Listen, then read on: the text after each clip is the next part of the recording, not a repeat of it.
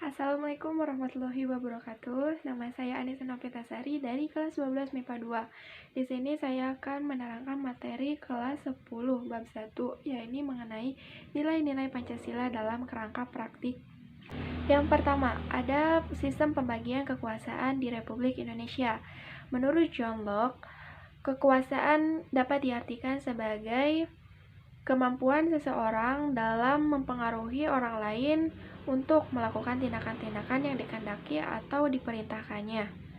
Macam-macam kekuasaan, yakni yang pertama kekuasaan legislatif, yang kedua kekuasaan eksekutif, yang ketiga kekuasaan federatif. Kekuasaan legislatif yaitu kekuasaan untuk membentuk atau membuat undang-undang. Kekuasaan eksekutif yaitu kekuasaan untuk melaksanakan undang-undang tersebut dan untuk melakukan pengadilan dalam pelanggaran undang-undang tersebut. Kekuasaan federatif yaitu kekuasaan untuk melaksanakan hubungan ke luar negeri. Ada juga tokoh yang berpendapat selain John Locke, yakni Montesquieu. Montesquieu ini berpendapat tentang kekuasaan menyempurnakan pendapat dari John Locke. Macam-macam kekuasaan menurut Montesquieu, yaitu kekuasaan legislatif, kekuasaan eksekutif, dan kekuasaan yudikatif. Untuk kekuasaan legislatif dan eksekutif sama halnya dengan pendapat John Locke yang tadi. Cuman bedanya yakni kekuasaan yudikatif dari Montesquieu ini, yakni kekuasaan untuk mempertahankan undang-undang.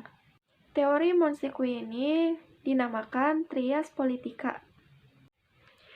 Yang selanjutnya ada konsep pembagian kekuasaan di Republik Indonesia, yakni secara horizontal.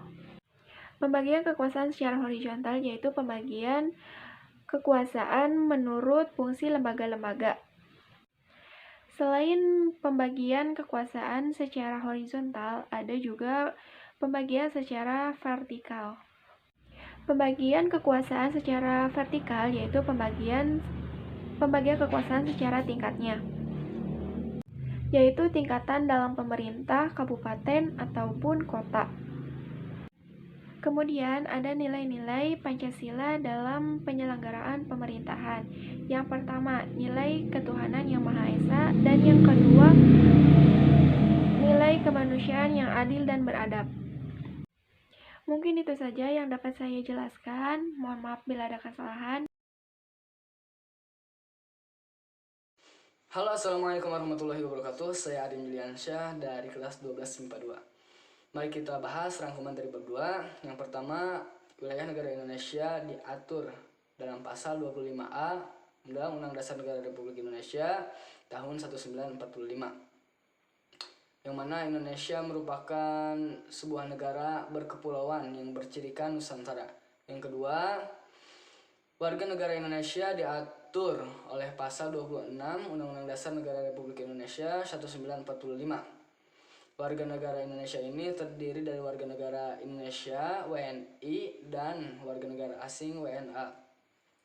Warga negara Indonesia adalah warga negara asli penduduk Indonesia, sedangkan warga negara asing adalah warga negara asing dari luar negara Indonesia yang disahkan di dalam negara Indonesia untuk menjadi warga negara Indonesia. Yang ketiga, kemerdekaan beragama. Kemerdekaan beragama ini diatur oleh pasal 28E, 28I, dan 29 ayat 2 Undang-Undang Dasar Negara Republik Indonesia tahun 1945. Kemerdekaan beragama ini merupakan suatu hak warga negara Indonesia untuk memeluk dan meyakini sesuai dengan kepercayaan yang diyakininya tanpa harus dipaksa. Dan kemerdekaan beragama ini tidak diartikan untuk bebas tidak memeluk agama, serta juga tidak boleh memaksa orang lain untuk memasuki agama kita yang telah kita percayai. Yang keempat, sistem pertahanan dan keamanan Indonesia diatur dalam pasal 30 Undang-Undang Dasar Negara Republik Indonesia 1945. Sistem pertahanan dan keamanan Indonesia ini berkembang yaitu rakyat semesta, yang mana kekuatan utama dari sistem pertahanan dan keamanan di Indonesia ini adalah TNI dan Polri, sedangkan rakyat merupakan kekuatan pendukung. Dan juga perlu kita ketahui, jika warga negara Indonesia tidak sadar untuk membela negara Indonesia ini yang kita cintai, maka negara kita tidak akan pernah kokoh. Mari kita beranjak pada bab 3. Dalam bab 3 ini dapat disimpulkan yang pertama, sistem politik dapat diartikan sebagai seluruh kegiatan politik dalam negara atau masyarakat berupa proses alokasi nilai-nilai dasar kepada masyarakat dan menunjukkan hubungan yang fungsional di antara kegiatan-kegiatan politik tersebut. Yang kedua, suprastruktur politik adalah gambaran pemerintah dalam arti luas yang terdiri atas lembaga-lembaga yang tugasnya dan peranannya diatur dalam konstitusi negara dan peraturan perundang-undangan yang lainnya. Yang ketiga, infrastruktur politik adalah kelompok-kelompok kekuatan politik di dalam masyarakat yang berpartisipasi secara aktif. Kelompok-kelompok tersebut dapat berperan sebagai pelaku politik yang tidak formal untuk mendukung dan ikut serta dalam membentuk kebijakan negara. Yang keempat, tata kelola pemerintahan yang baik adalah bentuk pengelolaan negara dan masyarakat yang bersandarkan pada stakeholder, di mana pemerintah dan masyarakat duduk bersama membicarakan permasalahan-permasalahan dan sekaligus juga merencanakan bersama apa yang akan dilakukan dan hendak dikerjakan di masa yang akan mendatang. Terima kasih. Mohon maaf bila ada kesalahan kata. Assalamualaikum warahmatullahi wabarakatuh. Nama saya Camelia Nur Rahman. Saya akan meringkas materi bab 4 kelas 10 tentang hubungan struktural dan fungsional pemerintahan pusat dan daerah. Negara Republik Indonesia sebagai negara kesatuan menganut asas desentralisasi dalam menyelenggarakan pemerintah, dengan memberikan kesempatan dan keleluasaan kepada negara untuk menyelenggarakan otonomi daerah. Pelaksanaan otonomi daerah di Indonesia diselenggarakan dalam rangka memperbaiki kesejahteraan rakyat, di mana pengembangan suatu daerah dapat disesuaikan dengan potensi dan kekhasan daerah masing-masing. Penyelenggaraan pemerintahan pusat dalam rangka pelaksanaan otonomi daerah di Indonesia adalah Presiden dibantu oleh Wakil Presiden dan Menteri Negara. Dalam menyelenggarakan pemerintahan pusat menggunakan asas desentralisasi, pembantuan, dan dekonsentralisasi sesuai dengan peraturan perundang-undangan. Penyelenggaraan pemerintahan daerah menggunakan asas ekonomi dan tugas pembantuan. Asas Medebewin merupakan keikutsertaan pemerintahan pusat untuk melaksanakan kewenangannya yang lebih luas dan lebih tinggi di daerah tersebut. Kewenangan pemerintahan daerah dalam pelaksanaan otonomi daerah meliputi perencanaan, pelaksanaan, pengawasan, pengendalian, dan evaluasi pada semua aspek pemerintahan. Bab 5 yaitu tentang integrasi nasional dalam bingkai Bhinneka Tunggal Ika. Sistem politik diartikan sebagai keseluruhan kegiatan politik dalam negara atau masyarakat berupa proses alokasi nilai-nilai dasar kepada masyarakat dan menunjukkan pola hubungan fungsional di antara kegiatan-kegiatan politik tersebut. Suprastruktur politik merupakan gambaran pemerintah dalam arti luas yang terdiri atas lembaga-lembaga negara, tugas dan peranannya diatur dalam konstitusi negara atau peraturan perundang-undangan lainnya. Infrastruktur politik adalah kelompok-kelompok kekuatan politik dalam masyarakat yang berpartisipasi secara aktif, berperan menjadi pelaku politik tidak formal untuk membentuk kebijakan negara. Tata kelola pemerintahan merupakan bentuk pengelolaan negara dan masyarakat bersandar pada stakeholders. Pemerintah dan masyarakat duduk bersama membicarakan masalah yang dihadapi sekaligus merencanakan apa yang hendak dikerjakan di masa mendatang. Mungkin itu saja penjelasan dari saya mengenai bab 4 dan bab 5, kurang lebihnya mohon maaf.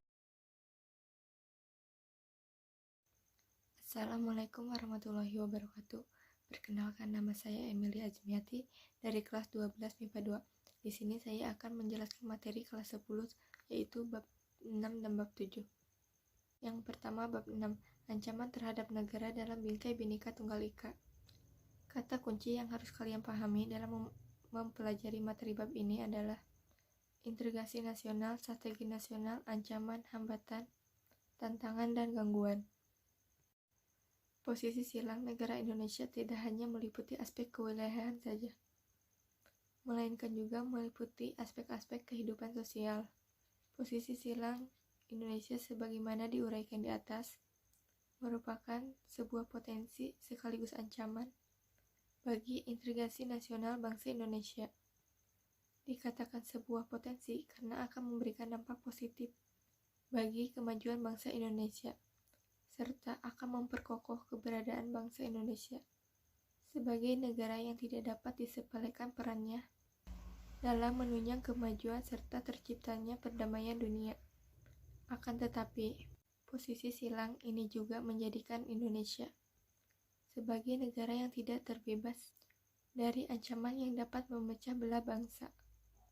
Ancaman bagi integrasi nasional tersebut datang dari luar maupun dari dalam negeri Indonesia sendiri dalam berbagai dimensi kehidupan. Ancaman tersebut biasanya ancaman berupa militer dan non-militer. Ancaman yang dihadapi oleh bangsa Indonesia dalam membangun integrasi nasional tidak hanya bersifat militer saja, tetapi ancaman non-militer pun tidak kalah bahayanya. Oleh karena itu, diperlukan strategi pertahanan non-militer yang tidak kalah hebatnya dengan strategi untuk mengatasi ancaman militer. Strategi pertahanan non-militer merupakan segala usaha untuk mempertahankan kedaulatan negara, keutuhan wilayah negara Republik Indonesia, dan keselamatan segenap bangsa dari ancaman aspek ideologi, politik, sosial, budaya, ekonomi, dan keamanan, teknologi informasi, komunikasi, keselamatan umum, dan hukum. Bab 7. Wawasan Nusantara dalam konteks Negara Kesatuan Republik Indonesia. Kata kunci yang harus kalian pahami dalam mempelajari bab ini yaitu geopolitik, wawasan Nusantara, kesadaran, negara, kepulauan, dan bangsa. Bangsa adalah orang yang memiliki kesamaan asal, keturunan, adat, bahasa, sejarah, serta berpemerintahan sendiri. Sedangkan berbangsa adalah manusia yang memiliki landasan etika, bermoral, dan berakhlak mulia dalam bersikap mewujudkan makna sosial yang adil. Negara adalah satu organisasi yang terdiri dari sekelompok atau beberapa kelompok manusia yang sama-sama mendiami satu wilayah tertentu dan mengakui adanya satu pemerintahan yang mengurus tata tertib serta keselamatan sekelompok atau beberapa kelompok manusia tersebut. Sedangkan bernegara adalah manusia yang mempunyai kepentingan yang sama dan menyatakan diri sebagai satu bangsa serta berproses di dalam satu wilayah Indonesia dan mempunyai cita-cita yang berlandaskan niat untuk bersatu secara emosional dan rasional dalam membangun rasa nasionalisme secara selektif ke dalam sikap dan perilaku antar sesama yang berbeda ras, agama, suku, adat, bahasa, serta sejarah sekalipun. Kesadaran adalah sikap menyadari bahwa kita berbeda dengan yang lain Artinya, menyadari bahwa bangsa Indonesia itu beda dengan bangsa yang lain, khususnya dengan sejarah berdirinya bangsa Indonesia. Berdasarkan kemerdekaan serta pembangunan bangsa Indonesia, kesadaran berbangsa dan bernegara merupakan modal awal dalam membangun dan memperjuangkannya. Hal ini membutuhkan konsistensi yang berlanjut guna menjaga kesatuan nasional bangsa dan negara. Orang yang memiliki kesamaan asal keturunan, adat, bahasa, sejarah, serta berpemerintahan sendiri. Sedangkan berbangsa adalah manusia yang memiliki landasan etika, bermoral, dan berakhlak mulia dalam bersikap mewujudkan makna sosial yang adil. Negara adalah satu organisasi yang terdiri dari sekelompok atau beberapa kelompok manusia yang sama-sama mendiami satu wilayah tertentu dan mengakui adanya satu pemerintahan yang mengurus tata tertib serta keselamatan sekelompok atau beberapa kelompok manusia tersebut. Sedangkan bernegara adalah manusia yang mempunyai kepentingan yang sama dan menyatakan diri sebagai satu bangsa, serta berproses di dalam satu wilayah Indonesia dan mempunyai cita-cita yang berlandaskan niat untuk bersatu secara emosional dan rasional dalam membangun rasa nasionalisme secara selektif ke dalam sikap dan perilaku antar sesama yang berbeda ras, agama, suku, adat, bahasa, serta sejarah sekalipun. Kesadaran adalah sikap menyadari bahwa kita berbeda dengan yang lain. Artinya, menyadari bahwa bangsa Indonesia itu beda dengan bangsa yang lain, khususnya dengan sejarah berdirinya bangsa Indonesia. Berdasarkan kemerdekaan serta pembangunan bangsa Indonesia, kesadaran berbangsa dan bernegara merupakan modal awal dalam membangun dan memperjuangkannya. Hal ini membutuhkan konsistensi yang berlanjut guna menjaga kesatuan nasional bangsa dan negara. Sekian penjelasan singkat dari saya, kurang lebihnya mohon maaf. Assalamualaikum warahmatullahi wabarakatuh. Perkenalkan, nama saya Intan Purnama dari kelas 12 MIPA 2. Di sini saya akan mempertanggungjawabkan sebagian tugas-tugas PPKN yang diberikan pada kelas 11 semester 1. Di antaranya yaitu tugas mandiri 1.1, definisi hak dan kewajiban dari beberapa pendapat atau pakar. Salah satu tugasnya adalah nama pakar. Ahli ada John Locke, Mirlam, Budiarjo, Profesor Ponzoro Pranoto, tapi saya akan menjelaskan definisi hak asasi manusia dan kewajiban dari John Locke. Definisi hak asasi manusianya adalah sebuah hal yang dimana hak tersebut diberikan oleh Tuhan Yang Maha Esa itu sendiri kepada manusia, yang dimana sebagai sebuah hak yang kodrati. Definisi kewajiban hak asasi manusianya yaitu hal yang dimana memiliki sifat yang dimana wajib untuk dilakukan oleh setiap manusia yang dianugerahi kepada manusia. Setelah itu terdapat juga soal tentang persamaan dan perbedaan tentang definisi tersebut. Salah satunya yaitu persamaannya yaitu sama-sama mengatakan bahwa hak adalah sesuatu yang dituntut setelah melaksanakan kewajiban. Sedangkan perbedaannya pada bagian kewajiban, para pakar membagikan bagiannya sehingga membentuk perbedaan. Jadi rumusannya adalah hak merupakan segala sesuatu yang layak dan harus didapatkan tanpa adanya unsur paksaan dari siapapun. Sedangkan kewajiban segala sesuatu yang harus dilaksanakan guna memperoleh suatu manfaat. Ada lagi tugas mandiri 1.2 tentang nilai-nilai Pancasila. Di antaranya sila Pancasila, sila ke-1, ketuhanan yang Maha Esa. Jenis hak asasi manusia yang terkait hak untuk memeluk agamanya masing-masing, jenis kewajibannya yaitu melaksanakan ibadah tepat waktu, sila Pancasila, sila kedua, kemanusiaan yang adil dan beradab. Jenis hak asasi manusia yaitu hak untuk memperoleh kedudukan jenis kewajiban, mengakui adanya persamaan derajat antara sesama manusia, sila Pancasila ketiga, Persatuan Indonesia. Jenis hak asasi manusia bergaul dengan satu sama lain, jenis kewajiban menjunjung tinggi persatuan dan kesatuan.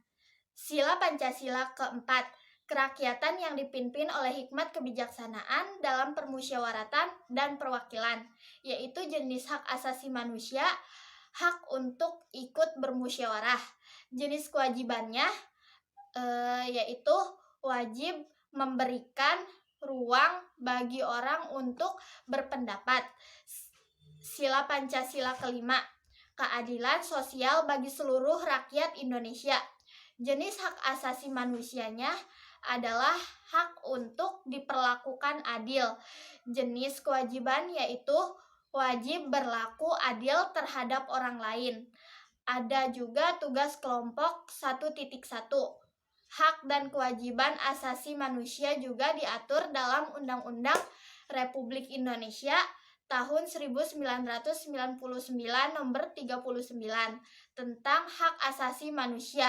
Adalah satu tugasnya yaitu kewajiban asasi manusia berhak mendapat keadilan.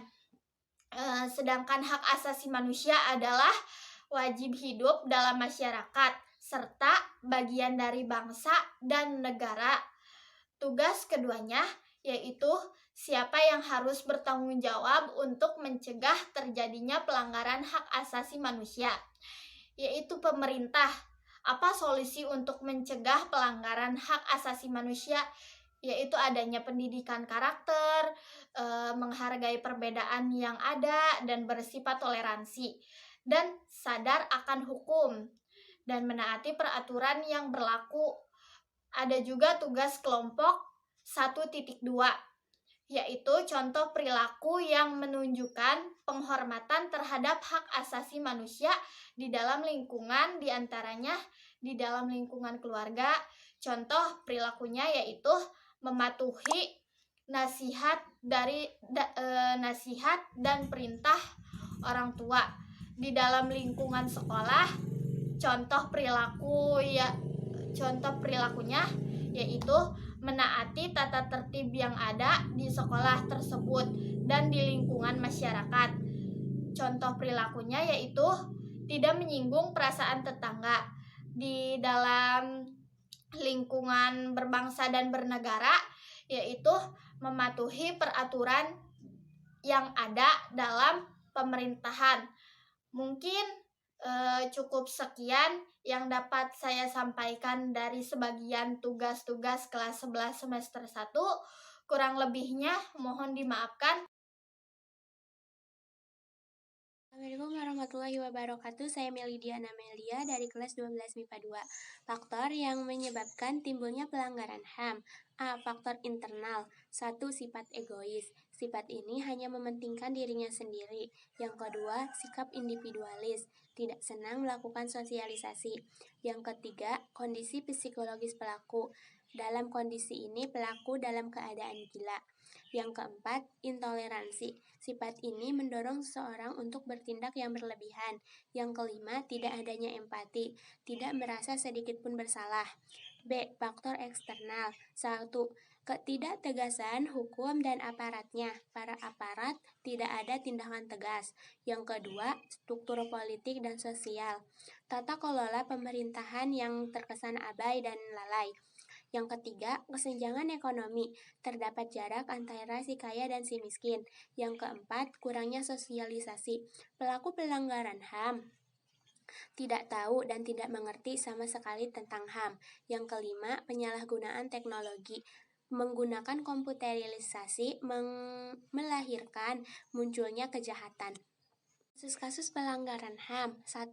Pembunuhan Munir. Hak yang dilanggar, hak hidup. Penyebabnya kematian Munir. Penyelesaiannya tersangka di penjara 20 tahun. Yang kedua, bom Bali. Hak yang dilanggar, hak hidup. Penyebabnya terjadi terorisme di Bali. Penyelesaiannya menghukum pelaku seberat-beratnya. Yang ketiga, Marsinah. Hak yang dilanggar, hak hidup. Penyebabnya penyiksaan dan pembunuhan yang sewenang-wenang. Penyelesaiannya, penegak hukum berusaha menciptakan keadilan. Pelanggaran HAM yang terjadi di lingkungan sekitar. Yang pertama, keluarga. Orang tua yang menganiaya atau membunuh anaknya, begitupun sebaliknya. Yang kedua, di sekolah. Siswa membeda-bedakan teman lainnya dan memalak teman lainnya. Guru-guru yang membedakan siswa lainnya. Yang ketiga, di masyarakat.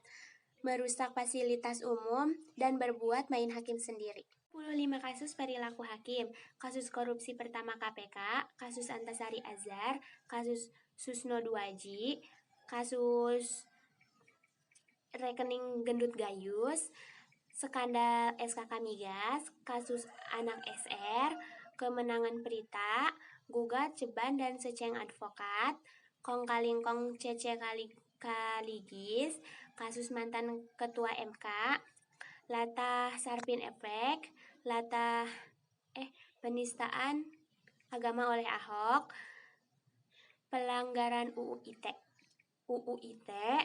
korupsi hakim MK, jaksa Urip Tigunawan, dan kasus Inspektur Jenderal Polisi, prajurit TNI dicopot, tentara bongkar markas dan kantor polisi, korupsi EKTP, kasus kekerasan TNI, skandal BI, skandal petinggi Partai Demokrat, Gubernur Atut Khosyah,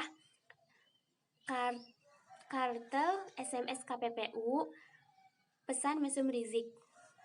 Sekian dari saya. Wassalamualaikum warahmatullahi wabarakatuh.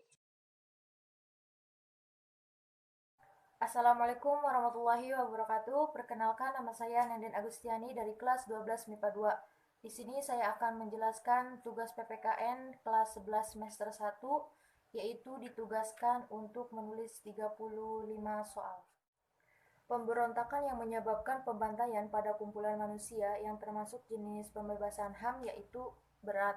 Berikut ini termasuk penyebab terjadinya kasus pelanggaran hak asasi yang berasal dari internal, yaitu sikap mementingkan diri sendiri. HAM menyangkut hak hidup, hak kemerdekaan, dan hak memiliki sesuatu yang tidak boleh diganggu-gugat karena yaitu dibawa sejak lahir sebagai anugerah Tuhan. HAM adalah seperangkat hak yang melekat pada hakikat keberadaan manusia sebagai makhluk Tuhan yang Maha Esa dan merupakan anugerahnya yang wajib dihormati, dijunjung tinggi, dan dilindungi oleh negara, hukum, serta pemerintah dan setiap orang demi kehormatan serta perlindungan harkat dan martabatnya. Merupakan pengertian HAM menurut Undang-Undang Nomor 39 Tahun 1999. Kasus penembakan mahasiswa Trisakti terjadi pada tahun 1998. Sikap guru yang membeda-bedakan peserta didik termasuk jenis pelanggaran HAM yang terjadi di lingkungan, yaitu sekolah. Pengadilan HAM diatur dalam salah satu instrumen Pancasila, yaitu Undang-Undang Nomor 26 Tahun 2000. Instrumen Pancasila, Keputusan Presiden Nomor 181 Tahun 1998 mengatur tentang Komisi Nasional Anti Kekerasan Terhadap Perempuan. Berikut yang termasuk landasan langsung pemikiran munculnya HAM, yaitu semua manusia berderajat sama. Berikut ini yang termasuk jenis kasus pelanggaran HAM yang bersifat ringan, yaitu pencemaran nama baik. Sistem demokrasi yang dianut oleh Indonesia sekarang ini yaitu demokrasi Pancasila. Terciptanya sebuah keadilan dalam kehidupan bermasyarakat, berbangsa, dan bernegara di Indonesia menunjukkan prinsip demokrasi Pancasila, yaitu berkeadilan sosial. Adanya kecerdasan emosional seseorang dalam menjalankan pemerintah demokrasi menunjukkan salah satu pilar demokrasi Pancasila, yaitu demokrasi dengan kecerdasan. Karakteristik utama yang menggunakan demokrasi Pancasila terdapat dalam Pancasila sila yaitu 4. Berikut tidak termasuk nilai moral yang terkandung dalam sila keempat. Pancasila sebagai gambaran pemerintah demokrasi yaitu kebebasan dapat dipertanggungjawabkan cukup kepada diri sendiri. Demokrasi pada masa revolusi terjadi pada tahun 1945 sampai 1950. Pembentukan partai politik pada masa revolusi diatur dalam yaitu Maklumat Pemerintah tanggal 3 November 1945. Berikut ini yang tidak termasuk isi Dekret Presiden 5 Juli 1959 yaitu pembubaran seluruh partai politik. Kekuasaan tersentralisasi di tangan Presiden dan secara signifikan diimbangi peran PKI dan Angkatan Darat merupakan salah satu penyimpangan demokrasi pada masa yaitu Orde Lama. Kebijakan pemerintahan Orde Baru menekankan kepentingan yaitu stabilitas nasional. Berikut ini yang tidak termasuk hukuman pokok yaitu diasingkan. Hukum yang diharapkan berlaku pada waktu yang akan datang dinamakan yaitu ius constituendum. Berikut ini principle of legality, kecuali peraturan berlaku surut sehingga peraturan itu tidak dapat dipakai untuk menjadi pedoman tingkah laku. Peraturan hukum yang mengatur tentang hubungan-hubungan hukum yang dapat dinilai dengan uang disebut hukum yaitu kekayaan. Peraturan hukum yang mengatur hubungan antara orang yang satu dengan yang lainnya dengan menitik beratkan pada kepentingan perseorangan disebut hukum yaitu privat. Sikap yang menunjukkan adanya keinginan dari setiap warga negara untuk membuka diri dalam memahami hukum yang berlaku di dalam masyarakat yaitu terbuka. Untuk orang yang dituduh bersalah dalam sidang pengadilan disebut yaitu terdakwa. Dasar hukum pengadilan negeri meliputi yaitu kabupaten atau kota. Peraturan-peraturan yang mengatur bagaimana cara-caranya mengajukan sesuatu perkara ke muka pengadilan dan bagaimana cara-caranya memberi putusan adalah jenis hukum yaitu formal. Sumber dasar hukum nasional yaitu Pancasila dan Undang-Undang Dasar 1945. Hal ini termuat dalam yaitu TAP MPR nomor 3 /MPR /2000. Secara garis besar, dasar-dasar pemikiran tentang HAM dalam pembukaan Undang-Undang Dasar 1945 adalah kemerdekaan nasional yang mengayomi kemerdekaan yaitu warga negaranya. Kewajiban yang mendasar dari setiap warga negara Indonesia maupun orang asing terhadap negara Republik Indonesia adalah tunduk dan taat kepada peraturan yang berlaku. Hak yang memberikan kritik pemerintahan yang bersifat membangun diperbolehkan menurut Undang-Undang Dasar 1945 pasal yaitu 28. Pasal 29 ayat 2 Undang-Undang Dasar 1996 memberikan kemerdekaan beribadah menurut agama dan kepercayaan masing-masing kepada yaitu penduduk. Adanya beberapa pejabat maupun rakyat biasa yang dimintai keterangan Kejaksaan Agung berkaitan dengan dugaan penyalahgunaan kekuasaan. Hal ini merupakan bukti adanya jaminan yaitu persamaan hukum. Selain itu, saya juga akan menjelaskan tugas mandiri 3.5. Mabes Polri menangkap dan menahan 7 tersangka dalam kasus uang palsu. Dari 7 tersangka tersebut, 5 diantaranya adalah anggota Badan Intelijen Negara atau BIN, dan 2 warga negara biasa atau warga sipil. Selain menangkap tersangka, polisi juga menyita barang bukti berupa uang palsu pecahan 100.000 sebanyak 2.000 lembar, peralatan cetak uang palsu, serta pita cukai uang palsu. Berdasarkan tersangka dalam kasus di atas, peradilan manakah yang berwenang menyelesaikan kasus tersebut? Mengapa demikian? Jawabannya, terdapat 7 tersangka dalam kasus tersebut. 5 diantaranya adalah anggota Badan Intelijen Negara yang ditangani oleh peradilan militer dengan diturunkannya jabatannya. Sedangkan 2 anggota sipil lainnya ditangani oleh peradilan sipil dengan dikurung selama 1 tahun dan denda 200.000. Demikian yang dapat saya sampaikan, kurang lebihnya mohon maaf. Assalamualaikum warahmatullahi wabarakatuh. Perkenalkan, nama saya Putri Permatasari dari kelas 12 MIPA 2. Di sini saya akan menjelaskan soal-soal dari kelas 11.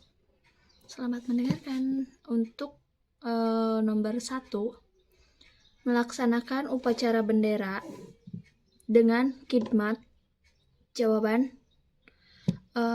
sering.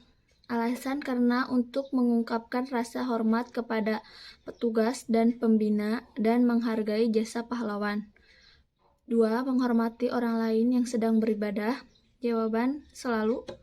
Alasan karena takut berdosa. Dan untuk nomor 3, berpartisipasi dalam setiap kegiatan kerja kelompok. Jawaban, selalu. Alasan supaya tugasnya cepat diselesaikan. Dan untuk nomor 4, menggunakan produksi dalam negeri. Jawaban, sering. Alasan karena produk dalam negeri kualitasnya tidak kalah bagus dengan produk luar negeri. Untuk nomor 5, menyanyikan lagu nasional dengan semangat. Jawaban, selalu. Alasan untuk menghormati jasa-jasa para pahlawan karena sudah berjuang untuk memerdekakan negara Indonesia.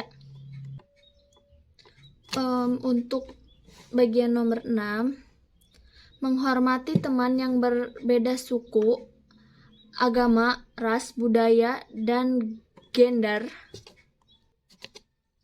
Jawabannya, selalu. Alasan karena harus berpegang teguh pada Bhinneka Tunggal Ika, yaitu berbeda-beda tapi tetap satu tujuan. Untuk nomor 7, melaksanakan setiap kesepakatan bersama meskipun berbeda dengan keinginan atau pendapat sendiri. Jawaban, sering. Karena kita tidak boleh menang sendiri karena di situ terdapat banyak pendapat akan harus mereka kesepakatan itu bersama-sama. Nomor 8, menjadi penengah ketika terjadi perselisihan di kelas. Jawaban, kadang-kadang. Alasan karena risih melihat pertengkaran. Untuk nomor 9, menghargai pendapat orang lain meskipun berbeda dengan pendapat sendiri. Jawaban, selalu. Alasan karena semua orang mempunyai hak untuk berpendapat dan kita juga berhak untuk menghargai pendapat itu. 10, menggunakan bahasa Indonesia yang baik dan benar ketika berkomunikasi dengan teman yang berbeda daerah dan suku bangsanya. Jawaban, selalu. Alasan karena bahasa Indonesia merupakan bahasa persatuan yang mana semua orang memahaminya. Untuk paragraf kedua, di sini saya akan menjelaskan nomor 1 terlebih dahulu.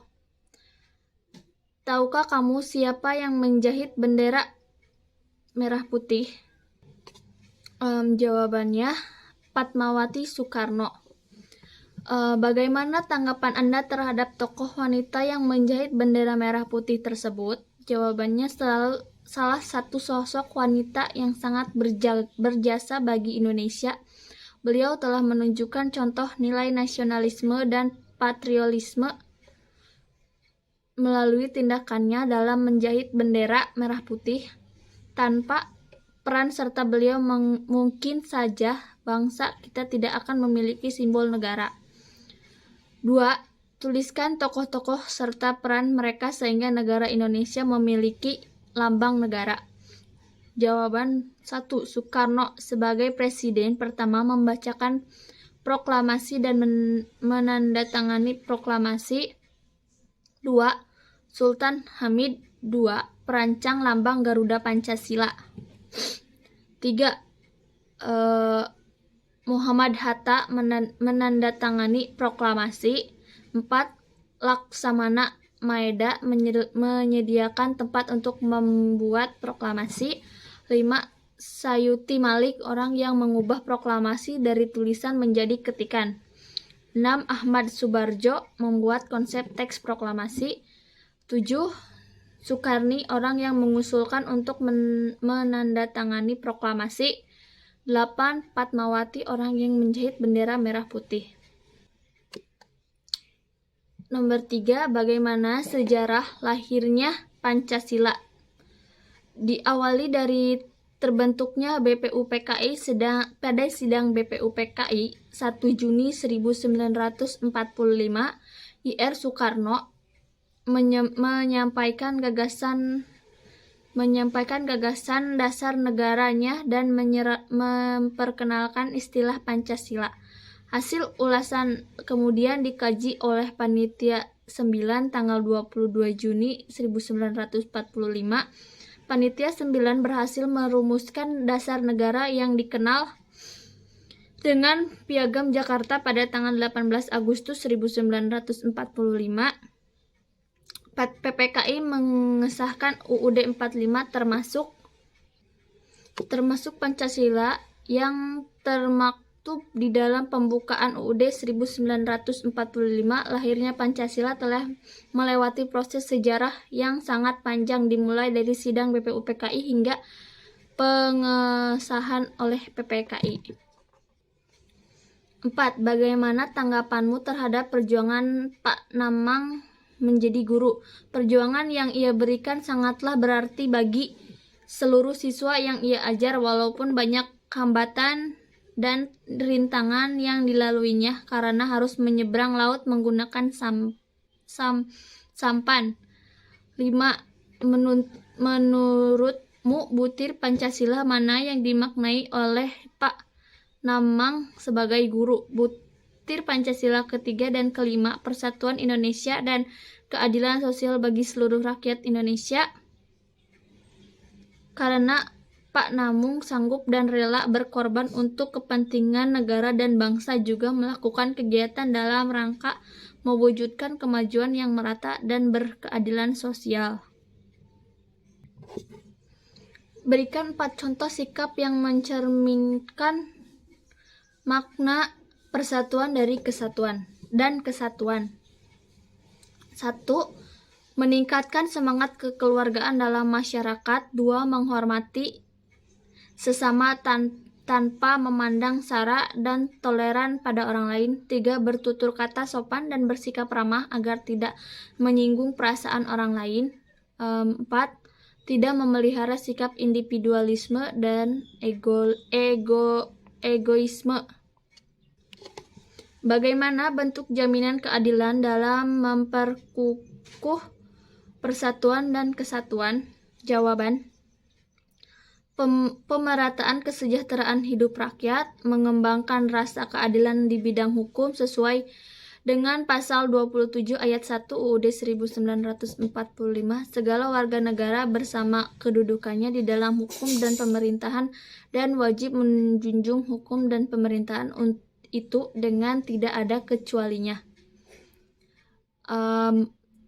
Memberikan kesempatan yang sama dalam berpolitik dan dengan pasal 28 UUD 1945. Kemerdekaan berserikat dan berkumpul, mengeluarkan pikiran dengan lisan dan tulisan dan sebagainya ditetapkan dengan undang-undang. Memberikan kebebasan warga negara dalam mengembangkan kebudayaan sesuai pasal 32 UUD 1945. 1. Negara memajukan kebudayaan nasional Indonesia di tengah peradaban dunia dengan menjamin kebebasan di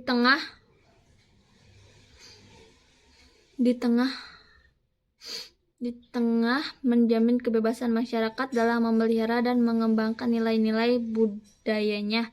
Dua, negara menghormati dan memelihara bahasa daerah sebagai kekayaan budaya nasional. Terima kasih, mungkin cukup sekian dari saya. Assalamualaikum warahmatullahi wabarakatuh. Saya Ristiani Lucian Utami dari kelompok 2 kelas 12 MIPA 2. Saya akan menjelaskan tugas-tugas yang berada di bab 1 mengenai kasus-kasus pelanggaran hak dan juga pengingkaran kewajiban warga negara. Tugas yang pertama, jelaskan hak dan kewajiban sila kedua berdasarkan nilai praktis. Hak yang pertama yaitu hak untuk meninggikan derajat agar tidak direndahkan oleh orang lain. Yang kedua, hak untuk mendapatkan perlindungan. Yang ketiga, hak untuk bersuara atau mengemukakan pendapat. Dan yang keempat, yaitu hak untuk dicukupi kehidupan. Dan untuk kewajibannya yaitu kewajiban untuk memberikan gaji karyawan, kewajiban untuk memberikan orang lain kehidupan yang aman dan nyaman, kemudian kewajiban untuk membiarkan orang lain berpendapat, dan kewajiban untuk menghargai dan menghormati orang lain. Tugas 2 halaman 21 sampai dengan 22. Yang pertama, faktor ekonomi merupakan penyebab utama meningkatnya angka anak putus sekolah. Memang benar. Jika dikaitkan dengan kegiatan ekonomi, apalagi seorang anak itu merupakan anak yang merupakan ekonominya itu ekonomi bawah. Anak tersebut akan merasa minder karena tidak bisanya membayar iuran sekolah dan juga membayar uang-uang perlengkapan sekolah seperti seragam dan juga tas. Oleh karena itu, anak tersebut lebih memilih untuk meninggalkan bangku sekolah, membantu orang tua, dan bekerja. Nomor 2, kejadian di nomor 1 yaitu tidak sesuai dengan Pancasila sila kelima, di mana seluruh masyarakat seharusnya mempunyai akses untuk memperoleh pendidikan di Indonesia. Untuk nomor 3, faktor lain dari faktor ekonomi yaitu diantaranya kurangnya perhatian orang tua karena pergaulan, karena lingkungan sekitar, dan juga kurangnya fasilitas yang memadai. Nomor 4, pemerintah telah mengeluarkan bantuan berupa biaya operasional sekolah. Apakah kebijakan pemerintah itu sudah dapat membantu kejadian di atas? Menurut saya, dana yang dikeluarkan oleh pemerintah itu sudah sangat membantu, seperti buku-buku dan juga untuk bangunan-bangunan sekolah yang menunjang keefektifan dalam belajar. Namun kurangnya kesadaran dari anak atau murid itu sendiri yang mengakibatkan akhirnya mereka itu putus sekolah. Nomor 5, selain pemerintah, siapa lagi yang bertanggung jawab untuk mengatasi masalah seperti ini? Menurut saya, orang tua dari siswa itu sendiri. Jika orang tua memberikan perhatian yang lebih, kemudian memotivasinya, orang tua bekerja keras untuk memenuhi kebutuhan anaknya tersebut, anak tersebut pasti akan berpikir bahwa pendidikan itu sangat penting dan tidak mungkin untuk bisa menyia-nyiakan kesempatan yang telah orang tuanya berusaha berikan untuk dirinya sendiri. Nomor 6, apa solusi yang Anda ajukan untuk mengatasi masalah seperti ini? Mungkin untuk saya akan memberikan solusi, memberikan perhatian kepada dia bahwa sebenarnya pendidikan itu sangat penting bagi masa depannya. Putus sekolah merupakan bukan cara yang tepat. Melihat dari segi pemerintah sudah memberikan bantuan kepada anak-anak yang kurang mampu dalam segi ekonomi. Nomor 7, bentuk pelanggaran hak warga negara di daerah saya contohnya kriminalitas. Solusinya yaitu mengadakan kegiatan poskamling setiap malamnya oleh bapak-bapak sesuai jadwal di tiap harinya. Tugas 3, menurut kalian apa yang harus dilakukan pemerintah agar tidak terjadi pelanggaran terhadap hak dan juga pengingkaran kewajiban warga negara, dan bagaimana cara untuk menghindari pelanggaran tersebut? Upaya yang harus dilakukan oleh pemerintah yaitu tidak pandang bulu terhadap siapapun karena seseorang kedudukannya sama di mata hukum, memaksimalkan lembaga tinggi negara yang berkaitan dengan hak dan kewajiban warga negara, meningkatkan profesionalisme lembaga pertahanan dan keamanan seperti TNI dan Polri, kemudian menyebarkan kesadaran bernegara kepada masyarakat luas, dan meningkatkan pelayanan publik agar masyarakat haknya terpenuhi dan kewajibannya terlaksana. Cara menghindari melakukan pelanggaran terhadap orang lain yaitu menghargai diri sendiri dan juga orang lain, tidak bersikap egois, sadar akan hukum yang berlaku, kemudian berpikir terlebih dahulu sebelum bertindak, dan yang terakhir, bersikap sopan, ramah, dan santun. Tugas 4. Bagaimana sikap bangsa Indonesia jika hak asasi manusianya tidak dilindungi?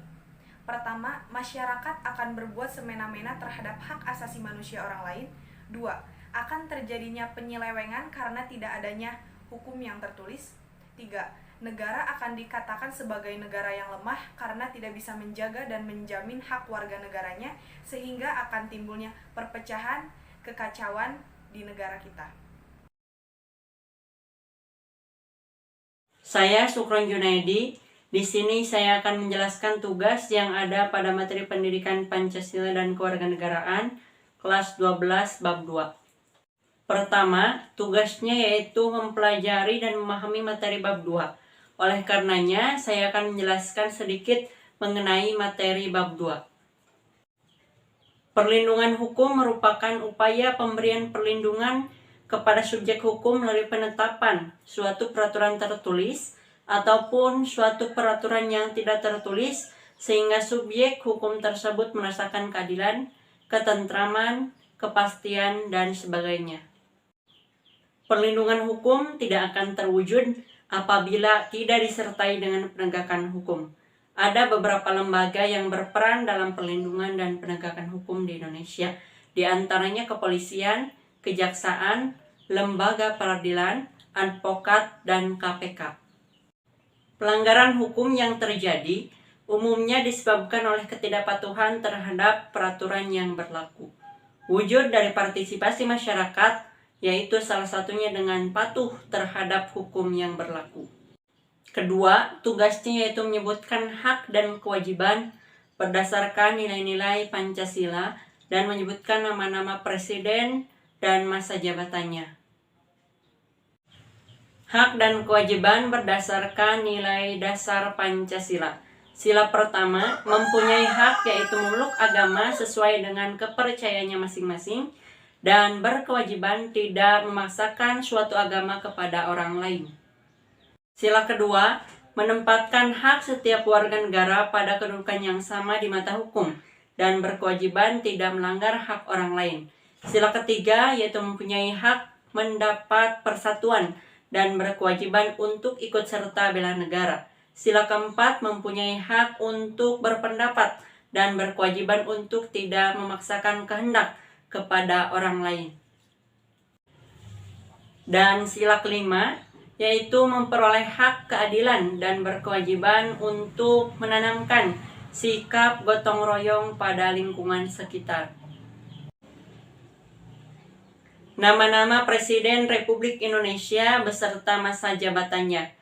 Insinyur Soekarno dari tahun 1945 sampai dengan 1967, Soeharto dari 1967 sampai dengan 1998,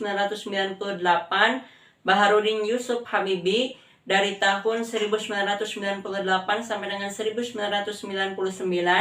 Abdurrahman Wahid dari tahun 1999 sampai dengan 2001, Megawati Soekarno Putri dari tahun 2001 sampai dengan tahun 2004, Susilo Bambang Yudhoyono dari tahun 2004 sampai dengan tahun 2014, dan yang terakhir adalah Presiden Joko Widodo dari tahun 2014 sampai dengan sekarang.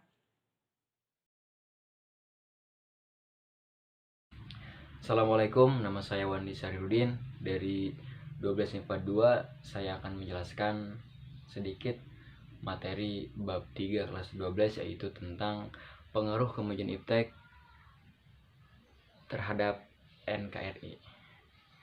Nah, pada bab ke-20 ini perkembangan iptek tentunya sangat sempurna dan mengalami perkembangan yang sangat pesat, sehingga tidak mampu kita biarkan untuk menolak semua pengaruh kemajuan iptek terhadap bangsa Indonesia. Apalagi bangsa kita, bangsa Indonesia sebagai negara atau bangsa yang sedang berkembang, tentunya tidak bisa lepas dari pengaruh kemajuan iptek. Karena iptek adalah bisa dibilang salah satu jalan untuk membantu supaya negara kita bisa maju.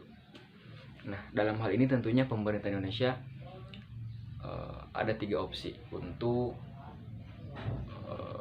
menanggapi perihal masuknya perkembangan iptek. Yang pertama, menerima dengan sepenuh hati tentang pengaruh kemajuan iptek tanpa disaring terlebih dahulu. Dan yang kedua, menolak dengan tegas seluruh pengaruh kemajuan iptek. Dan yang ketiga, menyaring terlebih dahulu semua komponen-komponen sehingga sesuai dengan dasar negara kita, yaitu Pancasila. Nah, dalam hal ini kita sebagai masyarakat biasa pun pejabat-pejabat pemerintah tentunya harus memiliki etika, moral, dan tanggung jawab terhadap penggunaan teknologi di masa kini. Apalagi anak-anak di bawah umur saat ini sudah bisa terlihat mereka mempunyai handphone, laptop, dan lain sebagainya. Untungnya mereka bisa menggunakan dan paham akan kegunaan teknologi tersebut. Dan kemungkinan yang akan terjadi mereka akan menggunakan barang-barang tersebut dengan tidak sebagaimana mestinya. Dan tentunya ini merupakan pengawasan dari seluruh orang tua di Indonesia. Selain itu, akibat dari pengaruh iptek terhadap NKRI yaitu akan berdampak pada bidang politik, ekonomi, sosial budaya, dan pertahanan keamanan. Keempat aspek ini pasti akan memiliki dampak negatif dan positif atas adanya iptek. Nah, dalam hal ini ada beberapa sikap selektif yang harus kita ambil. Pertama, pada bidang politik. Nah, pada bidang ini tentunya kita sebagai masyarakat yang pertama harus patuh dan taat terhadap aturan. Kedua, para pemerintah harus menegakkan supremasi hukum sehingga tidak terjadi penyelewengan kekuasaan. Kedua, di bidang ekonomi. Nah, di bidang ekonomi yang pertama, sektor pertanian harus dijadikan sektor yang paling terkuat. Kenapa? Karena mayoritas Indonesia pekerjaannya sebagai petani. Dan selain itu juga sektor industri harus menggunakan bahan baku dari dalam negeri sehingga tidak bergantung impor dari luar negeri. Karena kekayaan bangsa Indonesia itu sangat kaya. Dan aspek terakhir yaitu sosial budaya. Dalam hal sosbud ini, yang pertama, kita harus terbuka dan orientasi terhadap inovasi dan perubahan. Jadi setiap perubahan harus kita terima, harus kita kembangkan sehingga tidak terjadi kemonotonan. Nah, yang kedua, berorientasi kepada masa depan, bukan masa lampau. Jadi jadikan pengalaman ke belakang sebagai pembelajaran sehingga di masa depan kita bisa memberikan pelaksanaan dalam bidang sosial budaya yang sebesar-besarnya. Demikian yang dapat saya sampaikan. Mohon maaf apabila ada kesalahan dalam penyampaian. Assalamualaikum warahmatullahi wabarakatuh. Perkenalkan, nama saya Yeti Siti Ayati dari kelas 12 MIPA 2. Di sini saya akan menjelaskan tugas kelas 12 semester 2 bab 4, yaitu dinamika persatuan dan kesatuan dalam konteks Negara Kesatuan Republik Indonesia. Hakikat Negara Kesatuan Republik Indonesia menurut C. V. Strong, negara kesatuan adalah bentuk negara di mana wewenang legislatif tertinggi dipusatkan dalam suatu badan legislatif nasional. Artinya, kekuasaan negara itu dipegang oleh pemerintah yang terpusat. Negara kesatuan adalah negara yang bersusun tunggal, yakni kekuasaan untuk mengatur seluruh daerahnya berada di tangan pemerintah pusat. Pemerintahan pusat memegang kedaulatan sepenuhnya baik ke dalam maupun keluar. Negara kesatuan memiliki dua sistem, yaitu sentralisasi dan desentralisasi, yakni sentralisasi adalah semua hal diatur dan diurus oleh pemerintah pusat, dan pemerintah daerah hanya menjalankan perintah-perintah dan peraturan dari pemerintahan pusat. Sedangkan desentralisasi adalah negara kesatuan bersistem desentralisasi, memberi kekuasaan kepada pemerintah daerah untuk mengatur rumah tangganya sendiri atau otonomi swastra. Karakteristik Negara Kesatuan Republik Indonesia. Karakteristik Negara Kesatuan Indonesia juga dapat dipandang dari segi kewilayahan. Pasal 25A Undang-Undang Dasar Negara Republik Indonesia tahun 1945 menentukan bahwa Negara Kesatuan Republik Indonesia adalah sebuah negara kepulauan yang berciri Nusantara dengan wilayah yang batas-batasnya dan hak-haknya ditetapkan oleh undang-undang. Kesatuan Republik Indonesia itu dibalut oleh 5 karakteristik untuk Negara Kesatuan Republik Indonesia yang mencakup kesatuan politik, kesatuan hukum, kesatuan sosial, kesatuan budaya, kesatuan ekonomi, dan kesatuan pertahanan dan keamanan. Dengan begitu dapat disimpulkan bahwa meskipun wilayah Indonesia terdiri atas ribuan pulau, tetapi semuanya terikat dalam satu kesatuan negara, yaitu Negara Kesatuan Republik Indonesia. Dinamika persatuan dan kesatuan bangsa Indonesia dari masa ke masa. Persatuan dan kesatuan bangsa Indonesia itu wujudnya sangatlah dinamis. Ada kalanya persatuan dan kesatuan bangsa itu begitu kuat seperti pada masa proklamasi kemerdekaan 17 Agustus 1945. Dan yang ke-1 itu adalah masa revolusi kemerdekaan. Masa revolusi kemerdekaan dimulai sejak tanggal 17 Agustus 1945 sampai 27 Desember 1949. Pada masa ini bangsa Indonesia menghadapi Belanda yang ingin kembali menguasai, pengulangan tawanan Jepang yang kalah perang, sekaligus memadamkan berbagai pemberontakan. Pada akhir 1949, Belanda dengan resmi mengakui kedaulatan Republik Indonesia dan sesuai dengan istilah konspirasi meja bundar yang disebut penyerahan kedaulatan. Dan yang kedua yaitu masa Republik Indonesia Serikat. Indonesia pernah menjadi negara federal. Masa tersebut berlangsung pada 27 Desember 1949 sampai dengan 17 Agustus 1950. Pada masa ini, Presiden Republik Indonesia Serikat atau yang disebut RIS adalah Dr. Soekarno dan Dr. Andes Muhammad Hatta sebagai Perdana Menteri pada masa Republik Indonesia Serikat. Dinamika persatuan dan kesatuan diwarnai dengan pemberontakan, diantaranya gerakan Angkatan Perang Ratu Adil atau yang disebut APRA di Bandung, pemberontakan Andi Ajis di Makassar, dan pemberontakan Gerakan Republik Maluku Selatan atau RMS. Yang ketiga yaitu masa demokrasi liberal. Masa demokrasi liberal itu dimulai pada tanggal 17 Agustus 1950 sampai dengan 5 Juli 1959. Pada masa ini Indonesia menggunakan Undang-Undang Dasar Sementara Republik Indonesia tahun 1950 yang berlaku mulai tanggal 17 Agustus 1950. Pada masa ini juga terjadi pemberontakan, diantaranya Gerakan Darul Islam atau Tentara Islam Indonesia di Sulawesi, Aceh, Kalimantan Selatan. Kemudian pemberontakan PRRI atau Permesta. Yang keempat yaitu masa Orde Lama. Dekret Presiden pada tanggal 5 Juli 1959 memulai masa ini sampai 11 Maret 1966 sejak berlakunya kembali Undang-Undang Dasar 1945. Presiden berkedudukan sebagai kepala negara dan kepala pemerintahan. Pada masa ini berlaku demokrasi terpimpin yang mulanya adalah demokrasi yang dipimpin oleh hikmat kebijaksanaan dalam permusyawaratan atau perwakilan, namun lama-kelamaan bergeser menjadi dipimpin oleh presiden atau pemimpin besar revolusi. Maka akhirnya segala sesuatunya didasarkan kepada kepemimpinan penguasa, dalam hal ini pemerintah.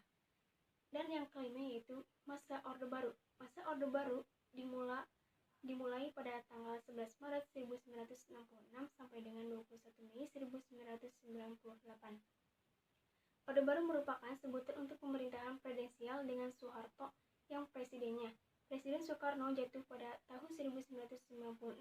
Jatuhnya Soekarno menandai berakhirnya masa Orde Lama dan digantikan oleh kekuatan baru yang dikenal dengan sebutan Orde Baru yang dipimpin oleh Soeharto. Pada tanggal 21 Mei 1998, Presiden Soeharto menyatakan mengundurkan diri sebagai gantinya adalah B.J. Habibie yang ketika itu menjabat sebagai Wakil Presiden yang dilantik sebagai Presiden Republik Indonesia yang ketiga. Kemudian pada masa jabatan B.J. Habibie itu berakhir setelah pertanggungjawabannya ditolak oleh Sidang Umum MPR pada tanggal 20 Oktober 1999. Pada masa ini terjadi integrasi bekas jajahan Portugis di Pulau Timor menjadi provinsi ke-27 Indonesia bernama Timor sampai Timur. Dan yang terakhir yaitu adalah masa reformasi. Pada masa reformasi terjadi perubahan atau amandemen atas Undang-Undang Dasar 1945 dengan mengamandemenkan Undang-Undang Dasar 1945 menjadi konstitusi yang bersifat konstitusional yang diharapkan dapat terbentuk sistem pemerintahan yang lebih baik dari sebelumnya. Amandemen atas Undang-Undang Dasar 1945 itu telah dilakukan oleh MPR sebanyak 4 kali, yaitu pada tahun 1999, tahun 2000, tahun 2001, dan tahun 2002. Mungkin cukup sekian penjelasan dari saya. Mohon maaf bila ada kekurangan ataupun kesalahan. Ditutup wabillahi taufiq wal hidayah. Wassalamualaikum warahmatullahi wabarakatuh.